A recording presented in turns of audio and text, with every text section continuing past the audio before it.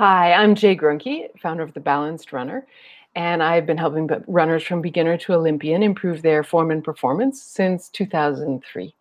And I'm here today with another stuck-at-home running form tip from my living room to yours, helping you use this time as an opportunity to become a better runner. And today I want to talk about the biggest mistake that I make runners who are working on pushing off better, the biggest mistake I see them make. And I've seen it over and over again in my practice. And actually, before I go any farther, in addition to what I tell you in this video, I'm going to put a resource for you in the description below. So just read the description below this video where it says show more, click on that, and you will see a link to get my hip extension lessons, because there's a connection between hip extension and pushing off, which I'm about to explain. So those are free lessons that you can try that will help you begin to get a feeling for what I'm going to talk about here. So definitely take advantage of that. And while you're at it, hit like, because you're going to like this and I'm giving you something free. And be sure to subscribe if you haven't, and hit the bell so that you get notifications of new videos. So when runners come to me for help, usually for online coaching, one-to-one on if they have, like, they want to qualify for Boston, they want a PR, they have a goal, a big goal, and I ask them what they're working on. Usually one of the things that they've been working on, or very often, is pushing off better. And this is, again, normally something that they're working on by also working on their hip extension, and they're working on their glute strength. And this is what I see. So most of them have an idea that when they push off, that they are going to, let me see, how do I, here we go. It's really hard to get this right so that I'm not the headless running form teacher. There we go. Okay. Boom. All right. So this idea that you are going to push with your leg and your butt right at this moment of taking off into the air, right? And so people, well, so obviously will work on building their glute strength, but also work on having a feeling of pushing right at that moment. And there are two problems with that. And sorry, they're not normally doing it that way, but there's just the not normally on such a steep forward lean, but I just have logistics here with my sofa. Maybe I can do it like there. Something like that. Yeah, that shows it better. So I don't know if you can see, because I'm all in black here. Maybe a strategic costuming error, but when I squeeze my butt, it pushes my hip forward.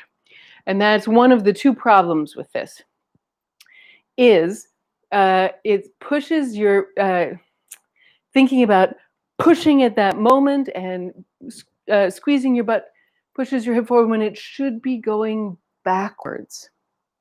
So, motion analysis has captured this.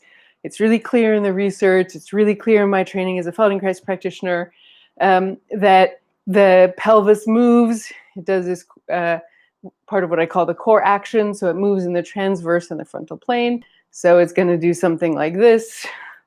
And when you are taking off of a foot, the pelvis is going down, basically down and back. And if you, at that moment, squeeze your butt, you see where my hand went, forward and up. At the moment, it's supposed to be going down and back.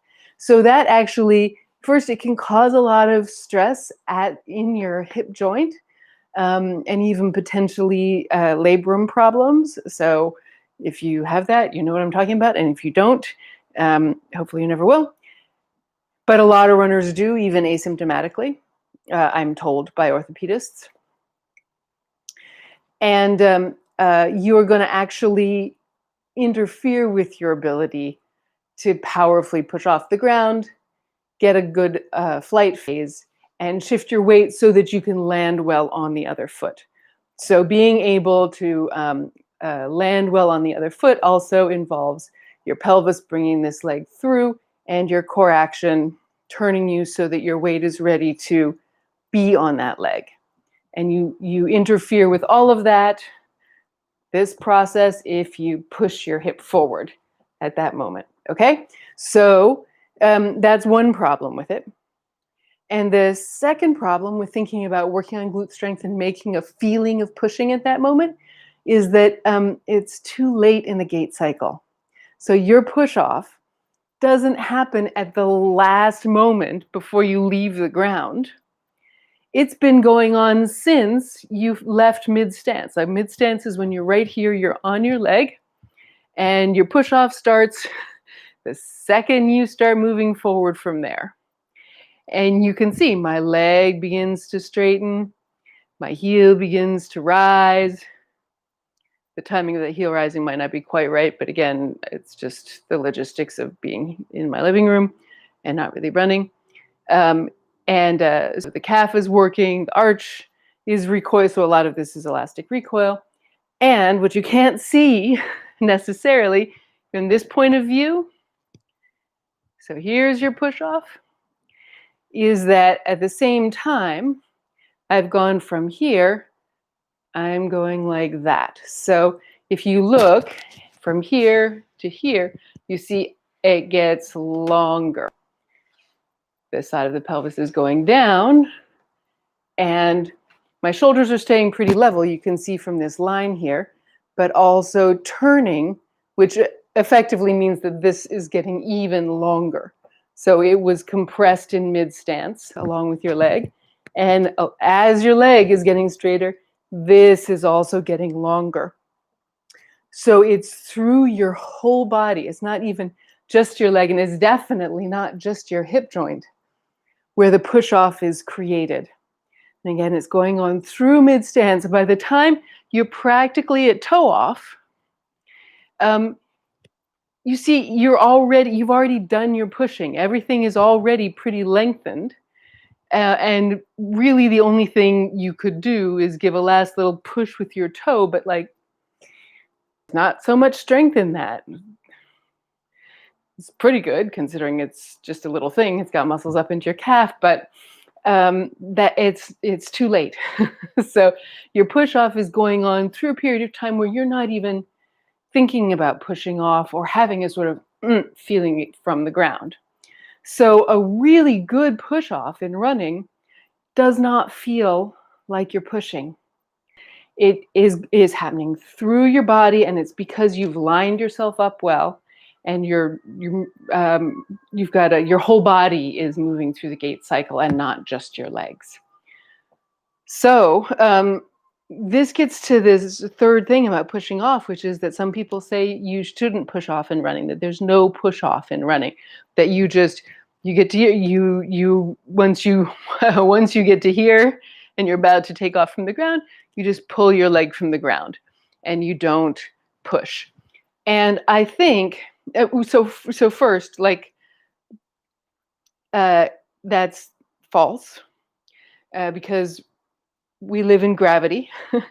And running is defined by having a part of the gait cycle where you're completely in the air and nothing's touching the ground. And the only way to achieve that while running on a flat surface or uphill is for you to go up into the air. And so somehow you have to push off the ground in order to get up into the air. Otherwise, we would only be able to run downhill. Also, force play studies show that every runner pushes off. But I think that the reason, I think that trying to avoid a feeling of pushing off is more of a cue than it is a biomechanical reality. And it's a valuable cue for some runners because it keeps you from getting into this, like trying to squeeze your butt, push your hip forward and just push at this last second, again, when it's really too late. And when you're interfering with your gait mechanics instead of improving them. So again, I think that you do, well, for sure, you need to push off. You do it through your whole body. Avoid doing it by pushing your hip forward and squeezing your butt. And you can get better at it by learning to use your core action in relation to your legs so that your pelvis is facilitating the movement of your legs. And that's what the free lessons that I'm putting down in the description are for, the hip extension lessons. So they look at how you can move your pelvis in coordination with all of this so that you really do get a great push off that doesn't feel like a push off. Your stride length will increase without your stride rate necessarily slowing down that much. And you'll get that key outcome that really matters, which is that your running will start feeling easier without your speed dropping. And in fact, your speed may rise at the same time that your effort level goes down, because that's what I see all the time with my clients. And that's why doing this work helps them accomplish their goals better than what they were trying to do before.